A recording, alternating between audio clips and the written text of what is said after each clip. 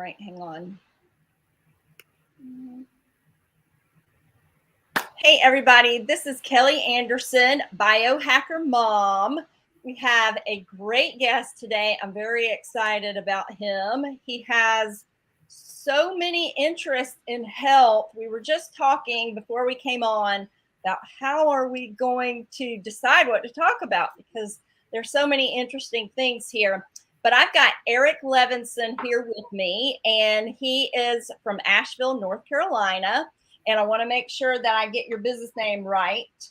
His business is Naturally Connected Life. And so at the end, we'll give out his information for how you can contact him, because I know you're going to be very interested to reach out to Eric.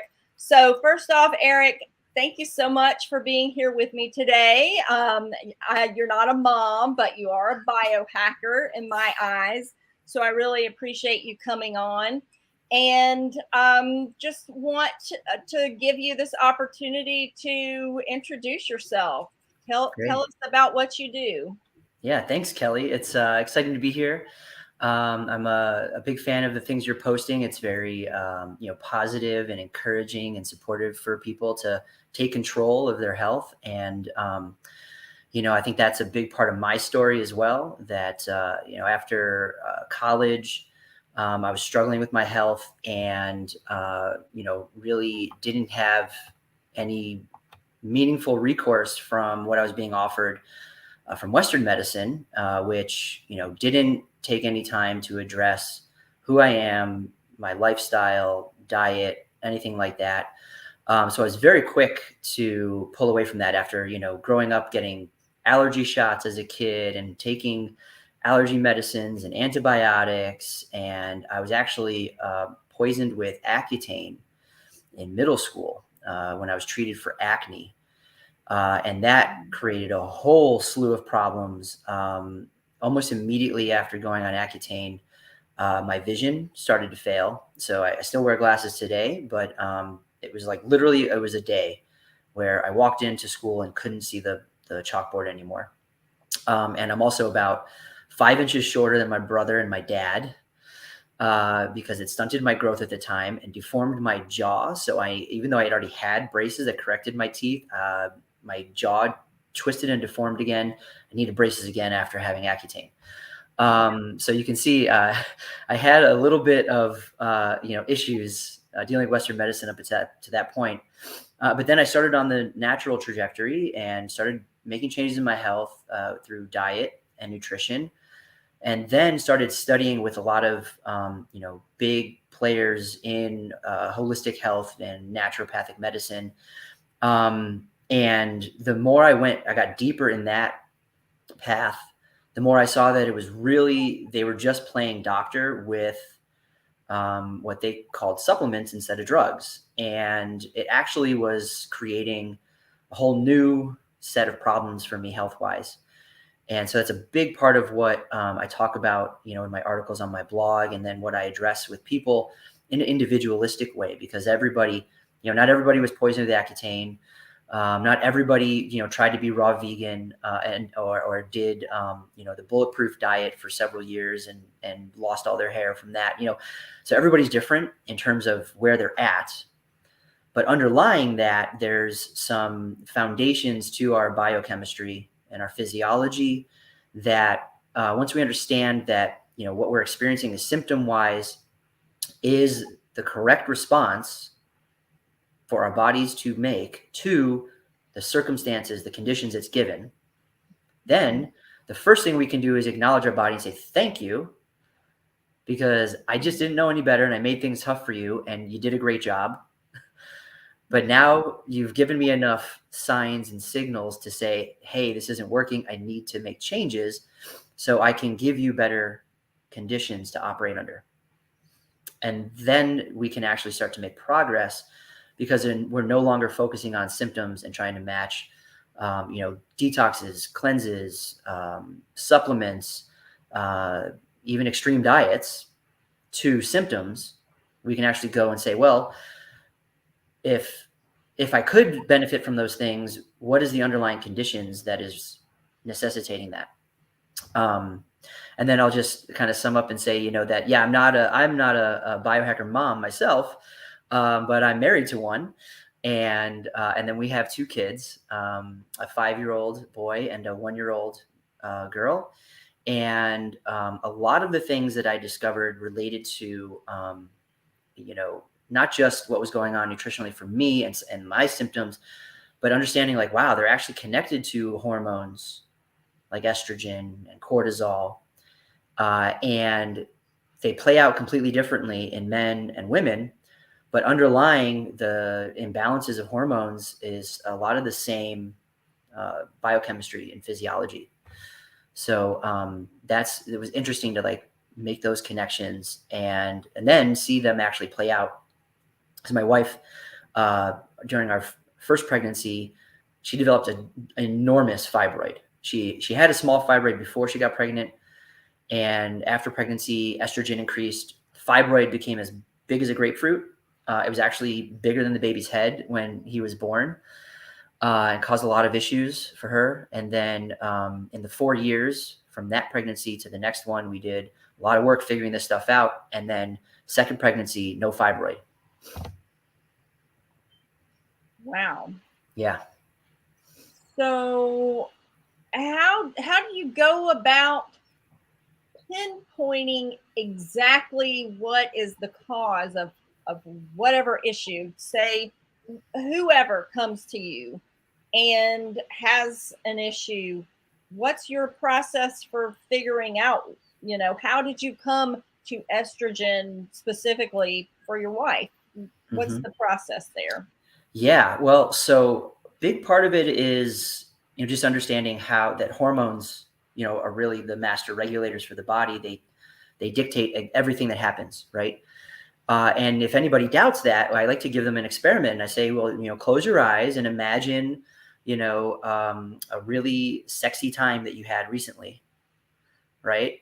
And you start to feel some changes in your body, right, related to that experience. And the same thing goes for, you could imagine, the last time somebody cut you off in traffic and you got angry and started yelling, right? And you just put yourself in that position, you feel those hormones. So what's really important to notice is that the body doesn't know the difference between real and imaginary. So that's why it's really important to first address mindset. And that's why I start by helping people just to acknowledge that, like, okay, everything that's going on in your body, it's the result of all the choices and decisions that you've ever made up until this moment. So just acknowledge that, and you can take responsibility. No, we don't have to blame anybody. We don't even have to be angry at ourselves.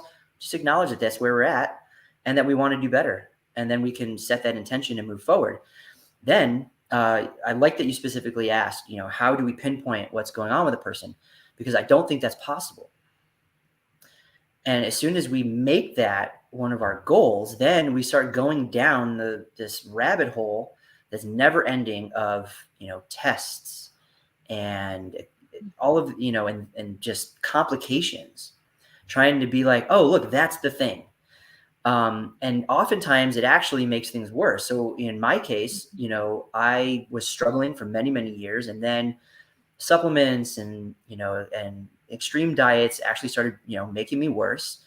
And then, somebody was like, hey, maybe you have Lyme. Sounds like when I had, have Lyme, and it's very similar. And I was like, oh, that's interesting. So I got the test, which it turns out it's just a 50-50 perhaps, that like it might just come back positive for having these co-infections and the titers, and and it's kind of like the PCR tests for other things. So it's not really very useful information, but if it comes back positive, now you are identifying as a diagnosis that may very well be completely irrelevant to what you're experiencing. And that was what I experienced, was that I started down that path of now treating myself as a chronic Lyme patient, and again, making myself worse by applying all of the different protocols and extreme diets and everything that other people said was working, and that was not the answer. And so that's a double-edged sword, and I see this often time, that people they really latch on to a diagnosis. And even when evidence is clear that like, oh, well, if we start approaching this differently and things start working, that sometimes they'll be like, well, no, I'm still this. And that doesn't, what you're telling me and what I'm experiencing doesn't jive with what I'm choosing to believe. And then we have that conflict of mindset kind of overriding actual reality and what's being experienced. So we have to be really careful about that. And I think that again, that was, something that I saw often. And actually that's how I was trained to practice, was to get people to identify with, telling them that they have XYZ parasites, that whatever, and then completely tunnel vision focusing on that. And then if somebody comes back and says, well, I'm doing what you said to do, and I don't feel better, then we can label that as detox or herxing, and whatever else we want to call it. But at the end of the day, if somebody is paying you to feel better and they're not, well, what can we do better? And that was what it was for me. It was like, I'm doing all these things, I'm not feeling better. And I especially hit that when I was, following the grandfather of biohacking, and doing bulletproof, and following that extremely diligently, and was having my hair fall out, and was really just feeling like my anxiety was increasing, and losing muscle, and really struggling. And then I happened to catch on one of his podcasts that he's like, yeah, I still take my thyroid medication every day. And I go, wait, what? I'm not on thyroid medication. That might affect how my body responds to intentional planned starvation. Just a little. And you don't mention that in your book. So alarm bells go off, right? And I start to, things started to really shift for me. And this was around the time we had our first child and saw the issues with my wife. And this is when I started to stop fearing sugar. And we could talk about that too. But, being able to reintroduce sugar was a slow process, because I had done so much, I don't want to say damage, because it wasn't really damage. It was just reprogramming of my body at the cellular level to, like a word that's thrown around is like fat adapted, and things like that. But essentially, yeah, it's, our bodies are designed to very effectively turn carbohydrates and sugars into energy, ATP, with the least amount of waste and the least amount of burden. And if that's not working properly, we might think that avoiding carbohydrates and sugars is beneficial. But the analogy I like to use is like saying, okay, I got a Ferrari, and I don't get the oil changed, and fuel injectors clogged, and, problems like that. So I decide, I'll just stop putting fuel in my Ferrari, and I'll have it be pulled by a donkey instead. And so, yeah, the car's going, it's going to get me where I want to go. But is that the most effective way to use that vehicle to get where it's going? And once we understand, is like, okay, if our body is under constant physiological stress, then it might appear that was a good choice, right? To go around, avoid the problem. But what we're actually doing is we're just telling our body to dig in and say, yes, yeah, we're not going to fix those issues. So just get better at being pulled by the donkey. And so then this starts to go back to the conditions that we were born into. So I was actually, I'm in a active debate with somebody who's a very by the numbers data meta-analysis is the only way that we can understand the world around us. And and I asked him, like, hey, were you breastfed? He says, no, I was bottle fed. Okay, great. Do you know what the ingredients are in formula? I have no idea. Okay. But we're talking about subjects related to those ingredients. And so I pointed out to him that, all baby formula in the US has to have very high amounts of reduced iron, and they have to have high levels of polyunsaturated fats, typically from vegetable or seed oils.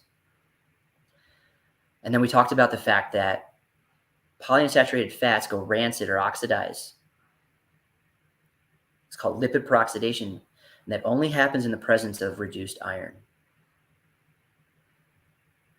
And so then I asked, do you think that if we're studying health implications of polyunsaturated fats and seed oils in a population that may very likely have been raised on baby formula that contains both vegetable oils and reduced iron, and then probably had them in their diet, their mother was probably consuming them before they were born, is it possible to actually have a control group that we can say, hey, these people, these are the control group. These are the people that have never eaten seed oils.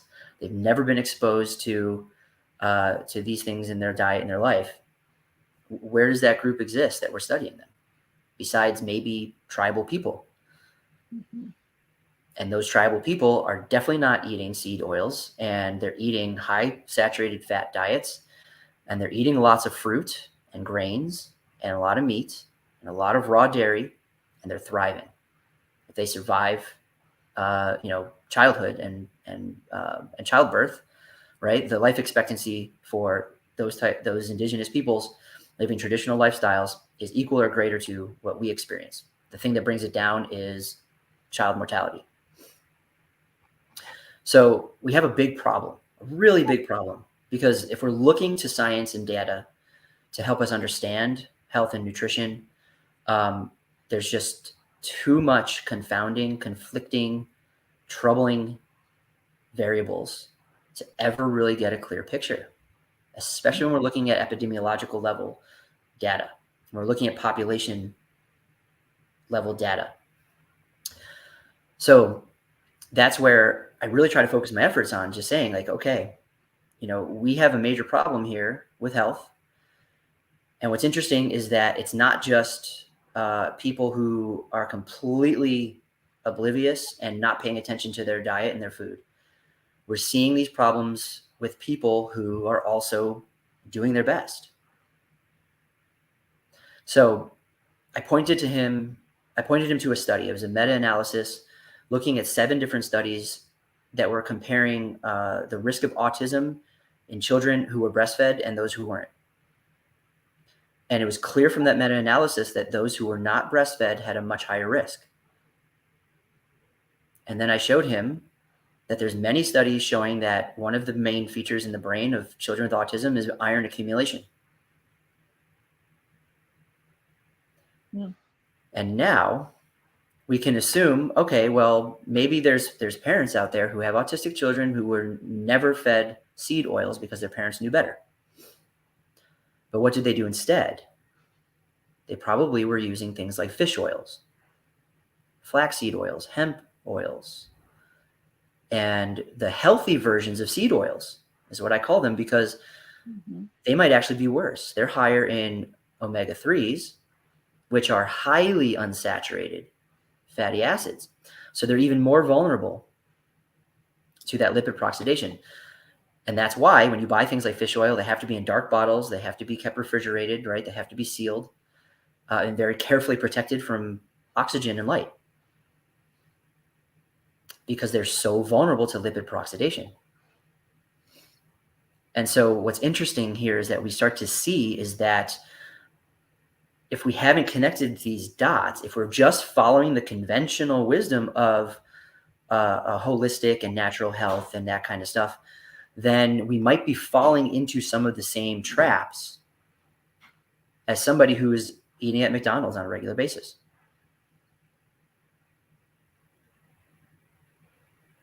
I'll let that set in. There are going to be a lot of people who, who in our realm who are going to, kind of be like, I think most people in our realm are inquisitive people, and they are not quick to discount anything. I think people in our realm really want to hear all angles and then make as best an educated decision as possible. Mm-hmm. So, and that's my take on this too. I'm completely fascinated with your stance, and I will be honest, it does go against some of the things that I personally believe for myself. But I'm not discounting what you're saying in any way. I'm really fascinated and really interested. The fish oil thing is definitely one of those things, because I'm an advocate for fish oil, and so that's a hard one for me to wrap my brain around, and you and I are going to have to talk more about Absolutely.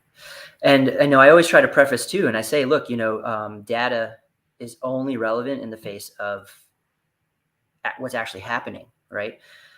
So it goes back to like, why, does a blood test not accurately reflect what somebody is experiencing in their bodies? Because data is just numbers, and out of context is pretty meaningless. So we always have to look at and say, well, hey, if I'm getting results that I like, I'm really happy with this, then there's no need to change. However, there might still be somebody that is not going to get the same results from the same approach. And then we can start to piece together why that might be happening, right? So, another reason that people tend to take fish oil is to get vitamin D, right?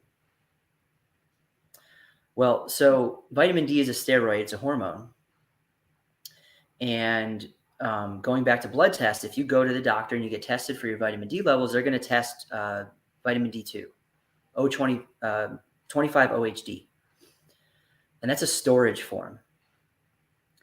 So that form in your blood offers very little information about how much vitamin D there is in your body.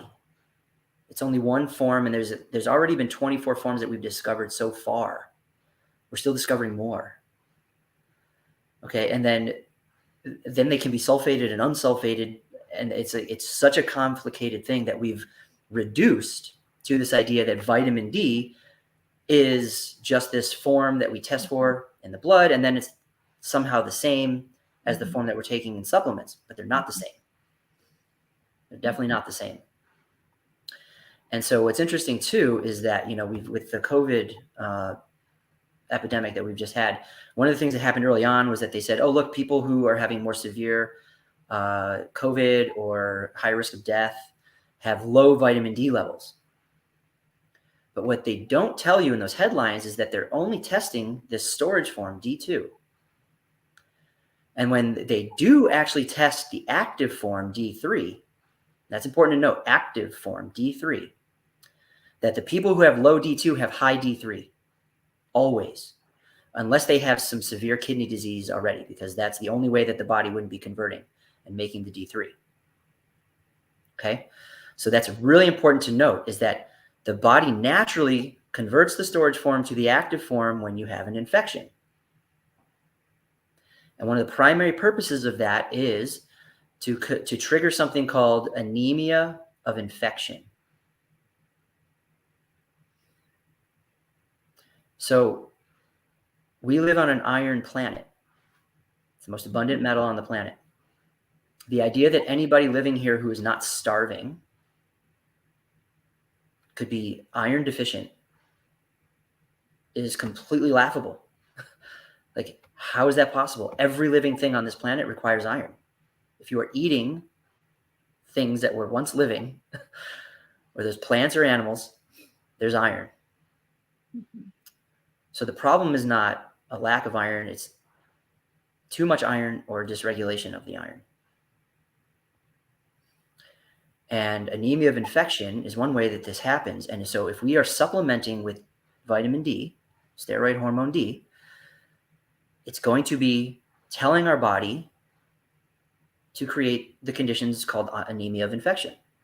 And what happens then is that the body shoves iron into the liver and into the osteoclasts of the bone. And this is a major feature of osteoporosis. Okay? Because the body is now thinking there's infection even if I'm just taking D3 and I'm a healthy person otherwise. And it's trying to keep iron away from pathogens. Bacteria, fungus, and viruses all need iron to live and reproduce. So one of the major functions of our immune system is to keep iron away from those pathogens. But if we're taking or consuming foods high in D as a supplement, we're telling our bodies that we're always under attack from pathogens and to always be under these conditions of anemia of infection. And so we lose the therapeutic benefits of taking steroid hormone D when and if we have a more severe infection. Because then we're using it as a steroid, the same way they would use a corticosteroid in the hospital to suppress your immune system, right? The cytokine storm that might be causing more damage. We can use steroid hormone D the same way. It's immunosuppressive in the same way when it's used this way. Okay. So when we start to see, right, if we were taking a prenatal vitamin with D in it, and I was a kid and I grew up taking my Flintstones vitamin that had iron and D in them, right? And then the baby formula, and then the foods, the dairy that's fortified with D, right? And we start to see the big picture. And then we go to Whole Foods and we buy a loaf of organic sourdough bread that has added reduced iron and soybean oil in it. And we think, oh, well, it's Whole Foods, so this must be good, right? Or we get food off the hot bar. Everything's got canola oil in it. So we start to see it's everywhere once we start looking through this lens. And then we start to wonder why so many people who are trying so hard to do well are the ones that tend to say they have some sort of chronic issue. They can't eat gluten. They're lactose intolerant. They can't eat sugar. They're EMF sensitive, right? That's the trajectory I was going on. The healthier I tried to be, the fewer things I could eat, the more sensitive I became. And what I was wondering and trying to figure out why. So this is a huge piece of that puzzle. And so I always like to bring up the EMF, right? Because and I ask people, well, what does EMF stand for? And a lot of people can't actually say it. They don't know. Well, it's electromagnetic frequencies. Okay. So in order for you or me to be sensitive to EMFs, that implies that we are magnetic. How did we get magnetic? Well, magnets require metallic iron. Unbound iron is magnetic. And then the light bulb goes off. Right? Whoa, wait. If my body's accumulating iron, I'm a giant cast iron skillet of magnetism now. I will literally be able to feel when I get close to a cell phone or a cell phone tower or a Tesla because I've made myself magnetic that way. My bones now, part of the crystalline matrix of the bones now is magnetic, and other tissues in the body. And then if we go back to the autism, right, because that's a hot button right now. Well, if there's iron in the brain and the child is exposed to a strong magnetic frequency, it's like their brain's getting cooked.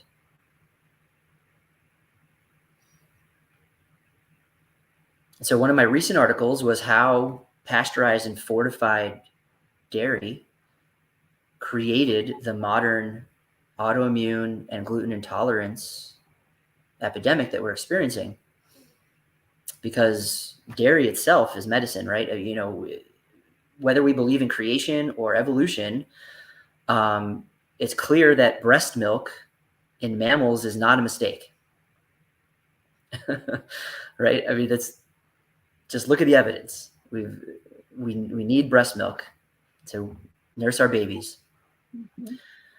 But once we pasteurize it, expose it to air, add synthetic vitamin D, maybe even add synthetic vitamin A, which is a whole nother topic, but related to my Accutane poisoning as well.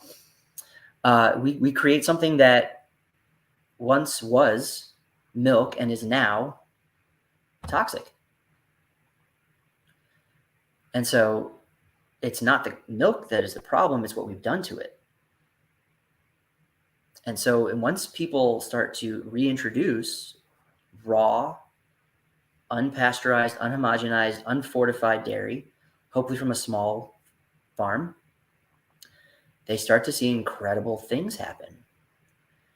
And there's a very specific mechanism that breast milk performs besides just nutrition. Breast milk is not just nutrition. Most of us understand that the breast milk is the baby's immune system before their immune system is developed.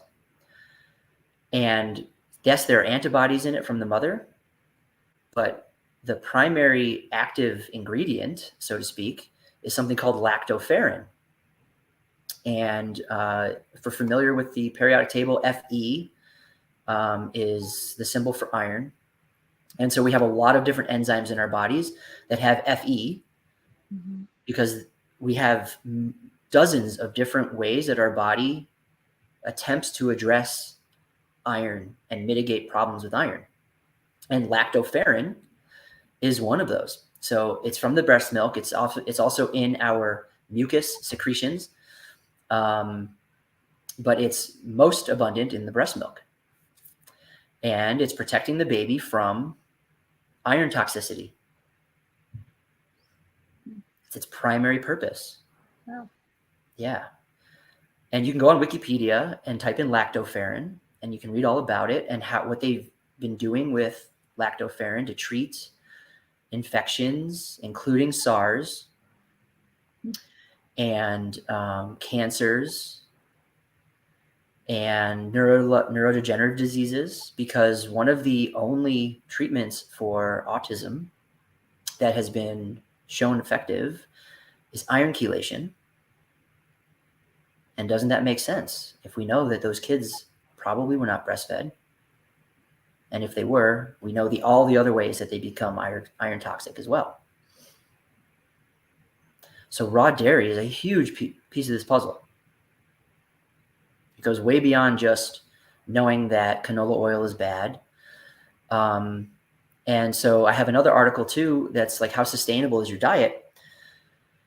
Because one thing that I realized was, like, especially in the last 2 years, I was like, wow, if I'm depending on something that comes in a plastic bottle from far enough away that I can't go get it myself, and I can't produce it on my own farm, or my friend can't produce it, and and we turn into a Mad Max style country in the near future.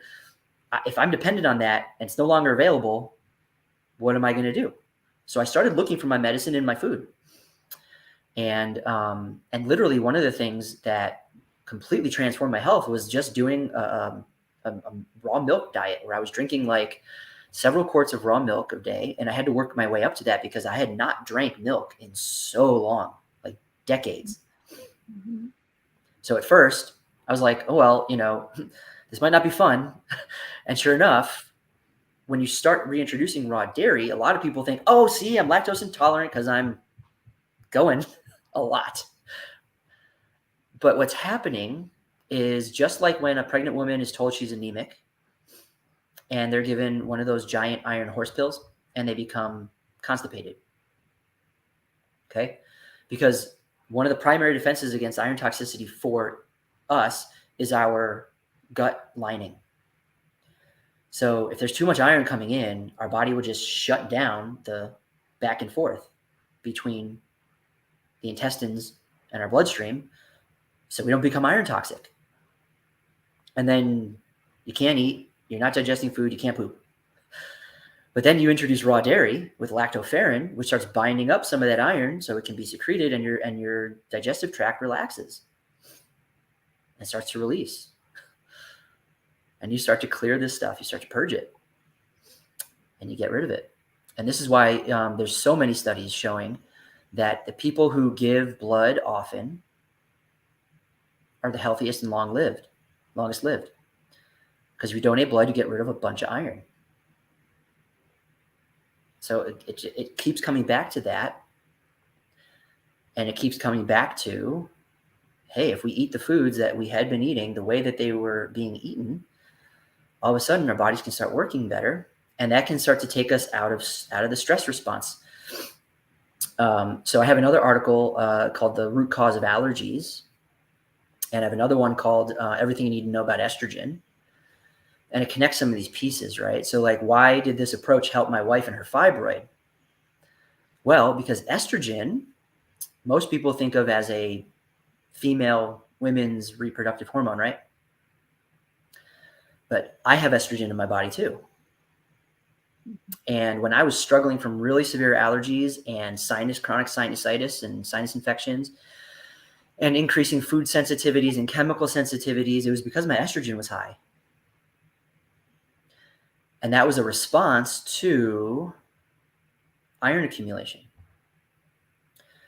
So when a woman becomes pregnant, her estrogen goes from, a peak of maybe 20,000 units during her cycle to 2 million during her cycle. It's an exponential increase. And that's because the estrogen is there to protect the developing fetus from the mom's excess iron. Because we already know the excess iron, where that's going to go for brain development and neurological development. And that's what estrogen is doing. And that's why a woman's cycle relative to estrogen and menstruation, right? It's a way for the woman to regulate the excess iron. So what's interesting is that men who have low testosterone and they have problems with their estrogen, if they're put on testosterone therapy, they're given testosterone, they're oftentimes told to donate blood to avoid problems with iron.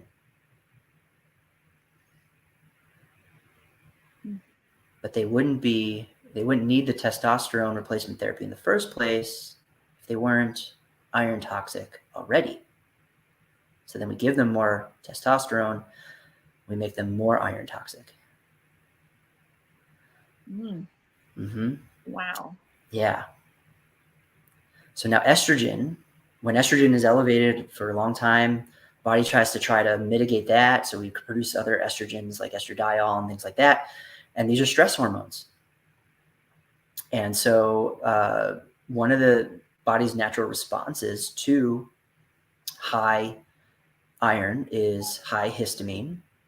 So that's how it relates to allergies and food sensitivities. And then histamine goes up. And then a natural response to high histamine, it's cortisol, because your body thinks it's under attack.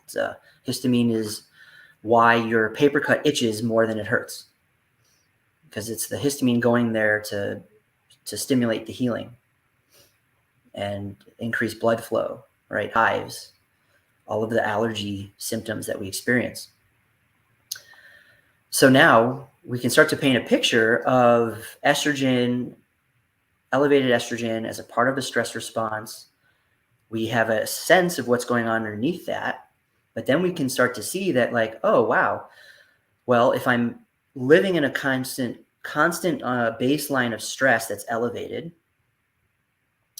then I might be drawn towards diets that are in alignment with my elevated cortisol levels. Okay. So this is where it gets really interesting, because now we can talk about why somebody might thrive on a ketogenic diet or doing intermittent fasting and other diets like that, because now the diet matches the hormones. Because if you're in a stress state, we'll rewind the clock 100,000 years living in the forest, and food is sometimes scarce.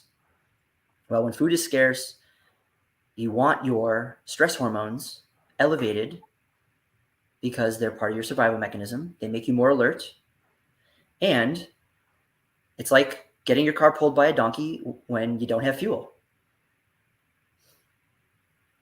So now, if we understand that, okay, we're putting ourselves into a diet that matches our stress state, and that seems to be working.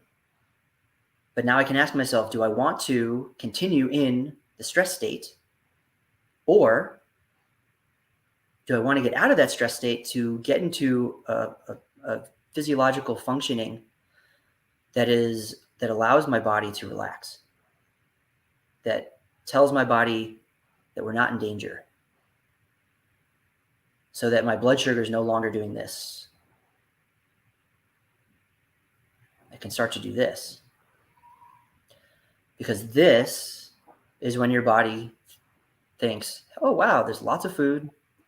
There's no predators. I can relax.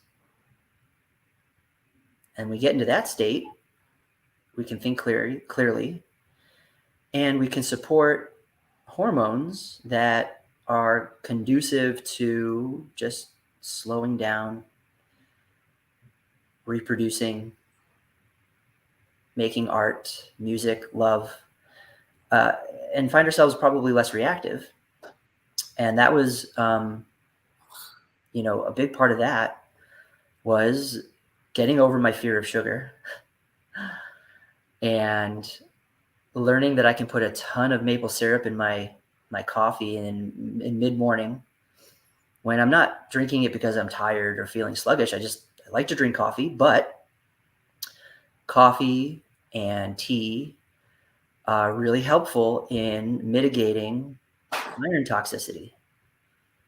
And that's why there's so many studies of tea and coffee, and the people that drink the most have the lowest risk of neurodegenerative diseases and cancers, and even things like IBS, bowel problem dysfunction, can come to the iron in the bowels.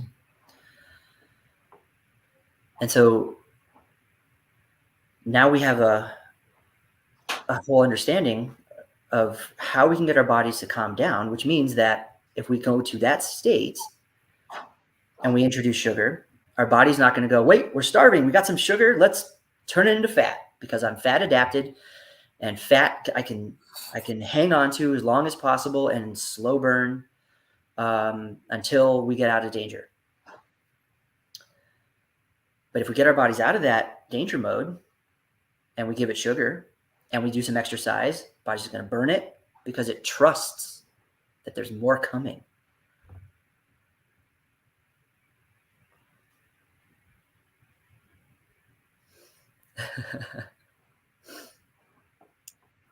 So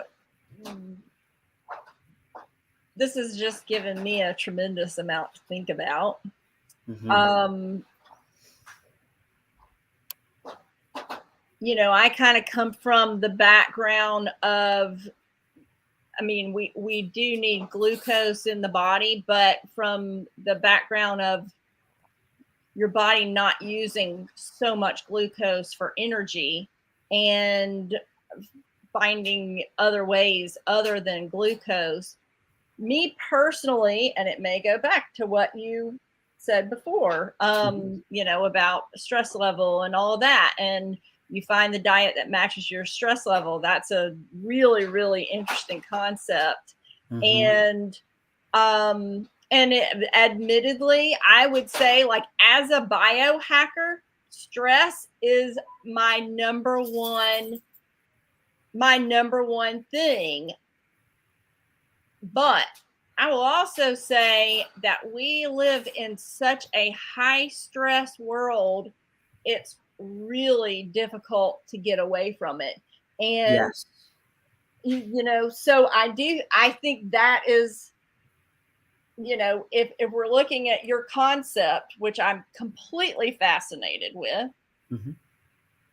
for looking at that, then we have to look at the world we live in and how difficult it is to reduce that stress. If you're Yes. saying it's okay to have, if it's okay to have the diet that includes carbs and sugar, as long as your, your fight or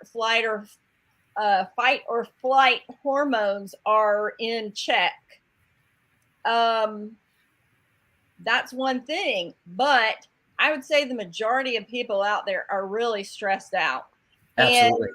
it's kind of like you and I, we talked in the beginning about mindset, and paradigms are a huge part to me in mindset. And so then you've got to work on the entire collective paradigm, along with trying to find your food naturally and organically. You've got to work on your paradigm as well. Yes. Yeah, it Yes. definitely comes back to mindset. And So so like, then it's where people listening to us today are like, what the heck are they talking about? This is way too difficult, way too complicated. I understand what you're saying mhm. but there are a lot of people out there who would hear this and they would be like, forget it. Yes. Well, so the articles, I was, I was instructed that, because when I started writing this way, it was the way I talk. So I started writing them to somebody who has not studied biochemistry. So the articles are very easy to understand. But I also I always want to point out, like the serenity prayer, right? We only want to focus on changing the things that we actually have the power to change. Because yeah, we can't change the outside world. It is what it is. We can, unless it's our life purpose to address some major systemic problem, it's better to just focus on stay in your wheelhouse, right? So what do we do have control over? Well, one, like we were talking about before, we have control over our thoughts. And I think that you do a really great job of emphasizing that, as we discussed, because if we can start there, then we can actually start to make some change, right? Because if we can start here, that means we can start to change some of what's happening here, but it might also allow us to just take a breath and not feel so overwhelmed by making a couple of changes in our diet. And then, listen to this great interview of this guy who had a son with Down syndrome who he completed a triathlon, which they said was impossible. And he said that when he was training his son, he applied the same metric that he did. He was a corporate, what's the word? Corporate consultant. He would go to big corporations and say, "Hey, look, let's pick out certain metrics that we can measure 1% improvements." And so he did the same thing with his son and said, "Hey, son, let's look for 1% improvements." Because if we think that the goal is to get from where we are to where we want to be and nothing in between, we're going to have stress. and then you add on what's going on around us. But if we just say, okay, all right, I listened to this conversation. It was a little bit over my head. It was a bit mind-blowing. But what I got from it was raw dairy. I wonder if I could find raw dairy. Well, okay. So I go online, I go to realmilk.com, and I find a source of raw dairy that I can access, and I give that a try. There's your 1%, right? Everybody's got to start somewhere, and some people are going to need a lot more hand-holding than other people. And that's where somebody like you or I can come in and just say, hey, where do you want to go? Because up until now, because of stress and what you're struggling with, you've been running, looking over your shoulder, running away from where you don't want to be, but you have no idea where you're going, and you're going to trip and fall. So let's shift. Let's shift the focus, the intention on what you really do want. Imagine your body and your life and your health, your relationships, everything exactly as you want them. So we know where we're headed. And then anytime things do get difficult or we feel overwhelmed, we can come back to that image and just say, okay, wow, I got a little overwhelmed. Where was I? Oh, yes. I'm gonna get back to my 1%. Yeah. 1% to get there again. Yes, absolutely. And then this is interesting too, because this also kind of takes some of the pressure off of us to also do everything. Which like for me, I don't know if you relate, but for me, when I was taking supplements and doing detoxes and cleanses, it came from that place where I was like, I have to fix all of this now. I have to take everything now. I have to be putting all the things into my body. Oh my God. Dave Asprey just interviewed somebody else with a new product that's going to make my brain work better. And I got to get that into my regimen somehow. I'm not like that. Oh, good. Because I definitely was. And then, just to illustrate, like, yes, there's a lot of background noise and stress, but most of it's just coming from inside of us, and and really that's the way I tried to actually approach Biohacker Mom. yeah. Is I tried to really, because I can get really like, if I go into like the biohacking research and all that kind of stuff, there's so much out there. There's so much information. And it's people that really just go down a rabbit hole. And so a lot of times I'll find myself, I'm reading and I'm like, enough. Nope, I don't want that. I'm a very simple, naturalistic biohacker. Mhm. And that's really my approach to telling people. And that's kind of why I like you're giving a different approach to what we hear a lot these days in our realm. But I like that because I just like to kind of give people options. Yeah. And I also like what you do. I think you kind of hinted at the beginning and we didn't get into it much. And I really think, Eric, that I'm going to want you to come back on and we keep talking, because I'm really, really fascinated. I already I'm going to be when we get off, I'm going to be like, I've taken some notes here and I'm going to be like, I've got to dig a little deeper thinking about this. But great. What you mentioned in the beginning was, I think, kind of, it's not a one size fits all thing. It's every person is individual, and you have to look at your own body. And I think you also you kind of hinted in the beginning, and we'll get into this in another talk because I'm interested in your stance, but people need to learn to listen to their bodies. Yes. And I think that is a big component that's missing in Western medicine and in the naturopathic realm. I have so many friends like in the biohacking industry, like you say, that are like, they'll tell me sometime a list of like 20 supplements that they're taking. And I'm like, are you taking any time to just listen to your body? Right. Just listen to your body, and you can actually kind of gather from that what your body needs more.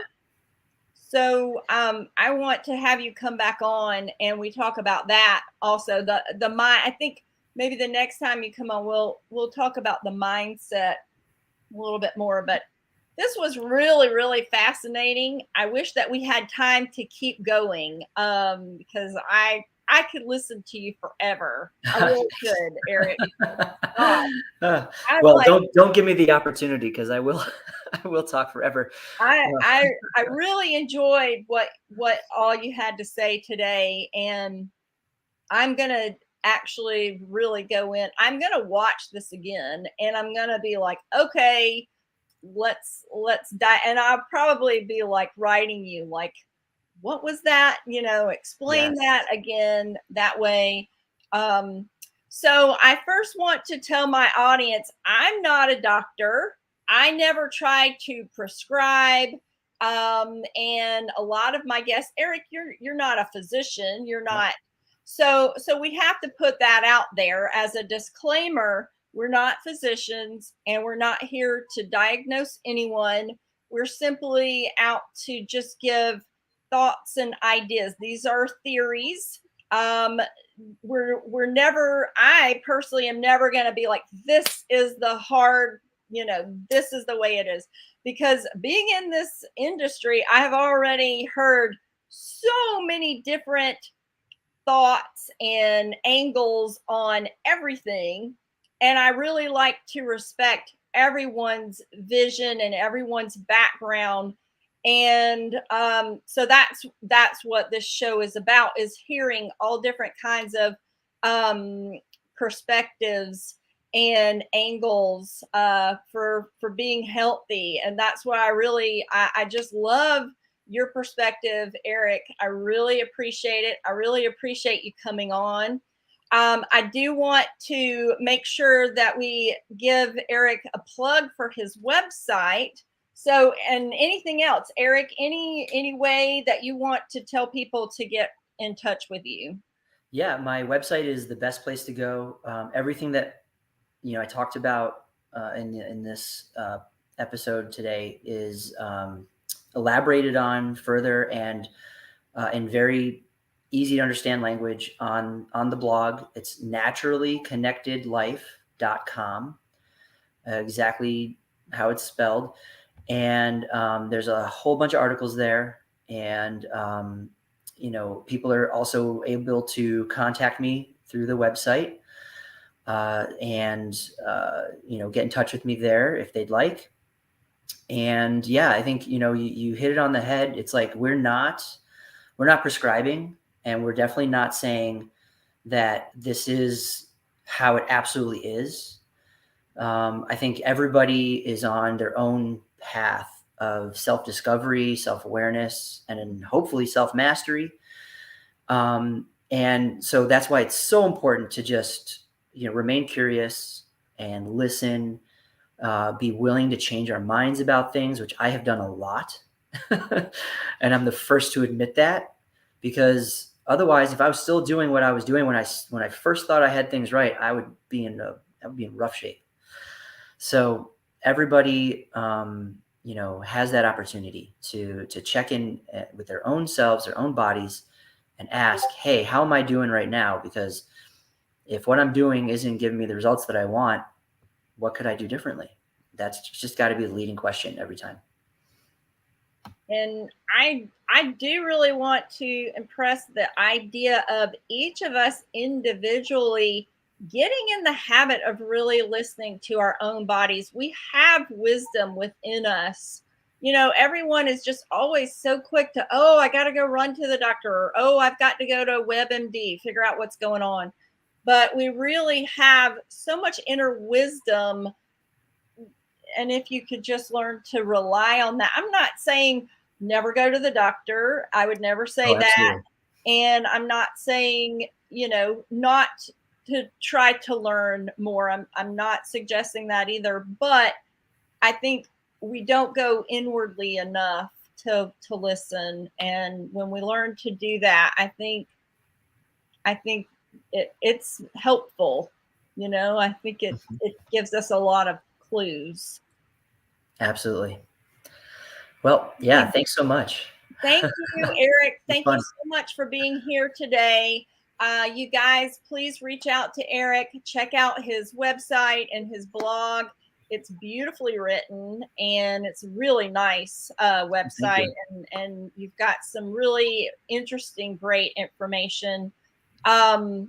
So for you guys out there, thank you so much for watching. I really appreciate all of you. And we're going to keep investigating, keep learning, and as always, keep biohacking. Stay strong and positive. And Eric, thank you so much. Thank you. Okay, we'll see you soon. Thank you. Mhm.